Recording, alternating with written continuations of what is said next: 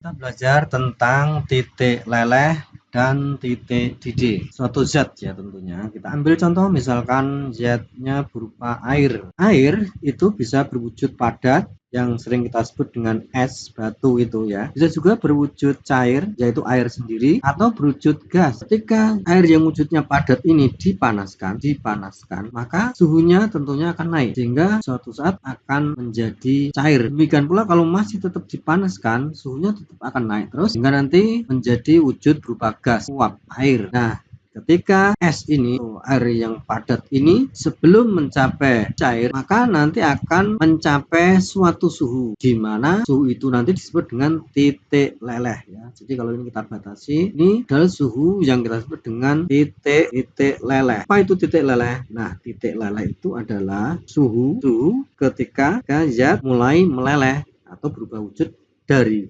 padat ke cair ya. Kita singkat saja ya.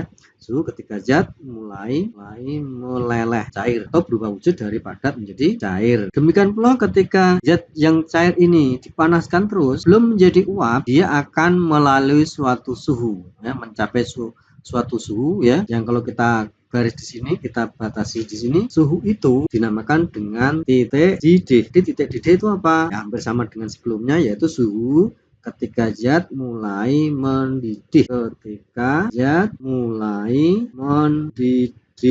Katakan dengan titik didih. Nah, untuk air ya, titik lelehnya ya. Jadi titik leleh kita buat di sini ya, ini ya. Jadi titik leleh itu batas antara wujud padat dan wujud cair. Untuk air 0 derajat Celcius. Sedangkan titik didihnya untuk air ini adalah 100 derajat Celcius. Jadi zat padat untuk menjadi zat cair akan melalui yang namanya titik leleh. Dan pula zat cair belum berubah menjadi gas, dia akan melalui titik yang kita sebut dengan titik didih, yang mana titik leleh dan titik didih itu sebetulnya adalah suhu. Kalau titik leleh adalah suhu ketika zat padat mulai merubah jadi zat cair. Titik didih adalah suhu ketika wujud cair akan berubah wujud. Berarti untuk suhu-suhu yang di bawah titik leleh ya, berarti yang di sini ya, di sini suhu yang di sini berarti wujudnya air adalah padat. Suhu antara titik leleh dan titik didih ini wujudnya adalah cair. Suhunya di atas 100 sana berarti wujudnya adalah gas. Jadi pada suhu 80 derajat Celcius wujudnya air adalah cair. Jadi 80 posisinya kan di sini ya, kalau dalam garis bilangan di 80 derajat sebelum 100 dan setelah 0. Berarti ini wujudnya adalah cair. Demikian pula kalau pada suhu min 50 gitu, maka wujudnya air adalah berupa padat. Kita lihat coba. Nah, ini adalah daftar titik leleh dan titik didih beberapa materi atau zat pada tekanan normal. Tekanan normal itu ini adalah datanya untuk air itu titik lelehnya 0, titik didihnya 100, lilin titik lelehnya 60, titik didihnya 400 dan seterusnya. Jadi artinya untuk air suhu di bawah 0 berarti wujudnya adalah padat, dan suhu antara 0 dan 100 adalah cair. Suhu di atas 100 wujudnya adalah gas. Demikian pula untuk lilin. Lilin kalau suhunya di bawah titik leleh, di bawah 60 berarti wujudnya adalah padat. Untuk suhu lilin antara 60 dan 400 berarti wujudnya cair. Untuk lilin yang suhunya di atas 400 berarti wujudnya adalah gas. Dan seterusnya ya, besi misalkan. Nah, besi berarti pada suhu 1000 wujudnya apa? Nah, wujudnya berupa padat. Nah, padat karena di bawah titik leleh. Kalau pada suhu 2000 nah, berarti wujudnya cair karena letaknya antara titik leleh dan titik didih. 2000 wujudnya besi itu cair. Jadi kalau suhunya lebih dari 2750 misalkan 3000 berarti wujudnya gas itu ya. Jadi kita tinggal melihat saja. Kalau di sebelah sini ya, sebelah sini berarti wujudnya padat. Kalau di antara ini, nah di sini ya, antara titik leleh dan titik didih berarti wujudnya cair. Di atas ini, di atas titik didih berarti wujudnya gas. Sekarang kita lihat soal kita jawab ya. Nomor 1 ya, besi adalah zat padat yang keras, sulit untuk dibengkokkan. Kalian mungkin pernah melihat tukang las menyambung besi atau membengkokkannya. Untuk itu, ia harus mengubah besi menjadi zat cair dulu. Sampai dengan suhu berapa besi harus dipanaskan agar dapat meleleh. Nah, supaya besi meleleh, ya berarti harus melewati titik leleh. Titik lelehnya besi berapa? Ya ini tadi. Titik lelehnya besi kan ini 535. Kalau sudah mencapai suhu 1535, maka besi akan meleleh atau mencair. Jawab. Dan yang nomor 2, apakah wujud air pada suhu 15 derajat Celcius, 85 derajat Celcius, dan 120 Celcius? Nah, kita lihat pada air ya. Tadi 15 derajat itu letaknya kan di sini antara 0 dan 100, berarti wujudnya adalah cair. Pada suhu 85 posisinya juga di sini 85, berarti ya cair. Pada suhu 120 berarti kan di sini, berarti wujudnya gas ya. Nah, jadi pada suhu ini wujudnya adalah cair. Pada suhu 85 wujudnya juga cair. Pada suhu 120 wujudnya gas. Nah, kemudian nomor 3, aluminium biasanya kita jumpai dalam wujud padat pada suhu ruangan. Suhu ruangan itu suhu 25 sampai 30 derajat ya suhu ruangan. Maka apakah wujudnya pada suhu 400 derajat Celcius? Nah, pada suhu 400 derajat Celcius dan pada suhu 700. Untuk aluminium kita lihat aluminium titik lelehnya berapa? Aluminium titik lelehnya 660, berarti kalau kurang dari itu wujudnya masih padat. 100 berarti kan di bawah 660, berarti wujudnya padat. Suhunya 700 berarti kan di atas 660, berarti ini adalah cair. Jadi ini ya atasnya padat dan cair itu ini 660. Kalau di bawah ini berarti padat dan di atas 660 cair. Asalkan masih di bawah ini. Di antara materi-materi di dalam tabel di atas, mana yang membutuhkan suhu paling tinggi untuk berubah dari padat menjadi cair? Padat menjadi cair berarti kan titik lelehnya ya tentunya titik leleh yang paling besar, yang paling butuh suhu ya. Yaitu yang paling besar itu adalah ini permata ya, permata. Nomor 5, apabila suhu terus didinginkan, tuliskan urutan materi berikut: air, nitrogen, atau oksigen. Dari yang paling dahulu membeku. Titik beku itu sama dengan titik leleh ya. Jadi kita sekalian ya. Jadi padat menjadi cair. Nah, itu nanti ini nanti melalui titik namanya titik tadi titik leleh ya, titik leleh. Nah, nanti sama dengan cair menjadi padat.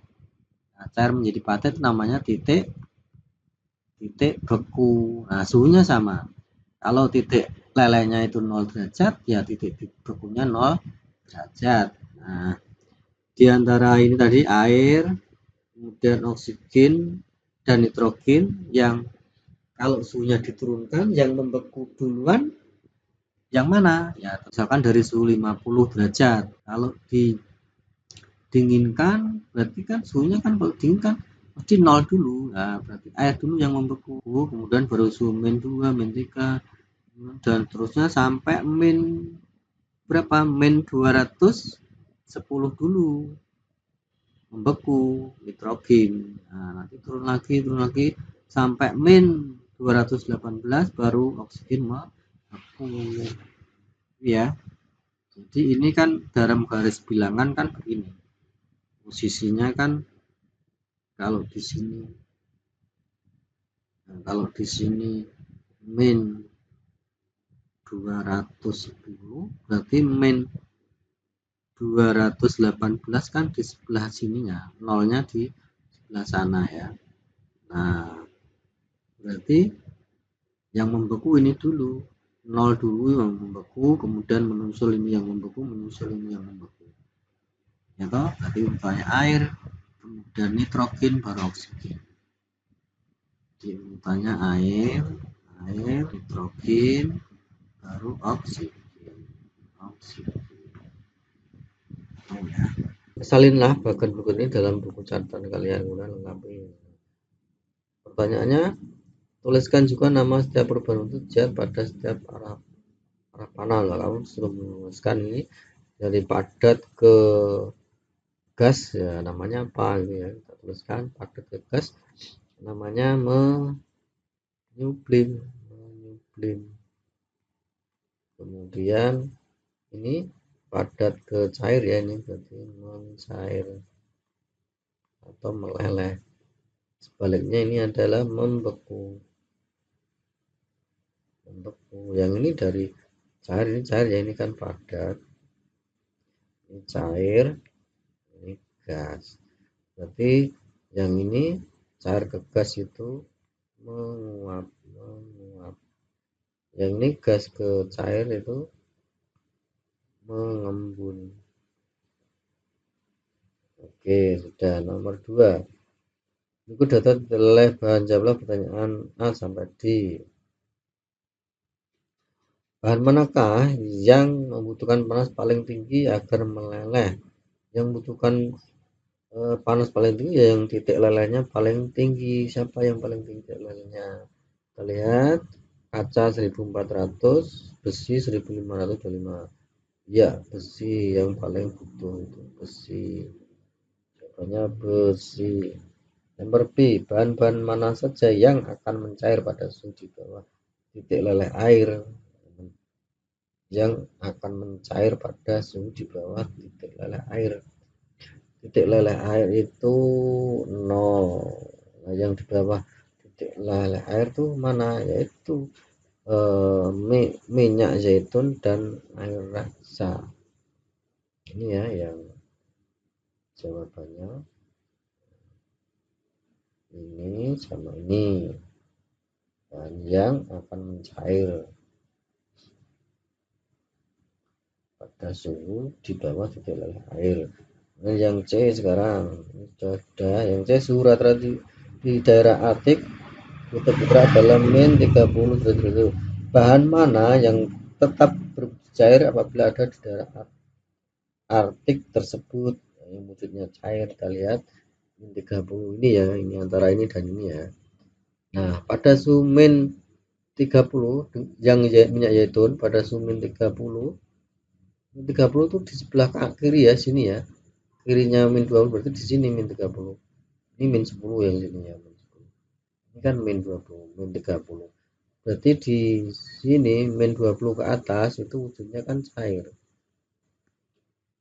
Kalau min 20 ke bawah wujudnya padat. Nah, di kutub utara suhunya min 30. Berarti pada suhu min 30 wujudnya minyak zaitun adalah padat. Nah, yang ditanyakan apa? Yang cair. Yang berwujud cair ya tentunya air raksa ya. Karena pada suhu min 30 sebelah kirinya apa kanannya min 39, sebelah kanannya sini min 30.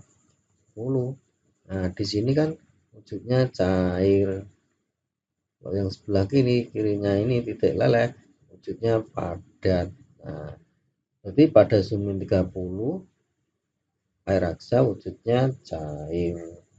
Ini jawabannya raksa. Gitu ya. Terus nomor D. Suhu rata-rata di planet Venus 432. Bahan mana yang wujudnya akan sama dengan wujud pada suhu ruang di bumi? Suhu ruang bumi 25. Nah, pada suhu 25 itu yang suhunya kita tahu ya, kita lihat ya. Kita lihat pada suhu ruangan. Nanti kita mulai dari yang atas ya, kaca ya. Kaca pada suhu 1400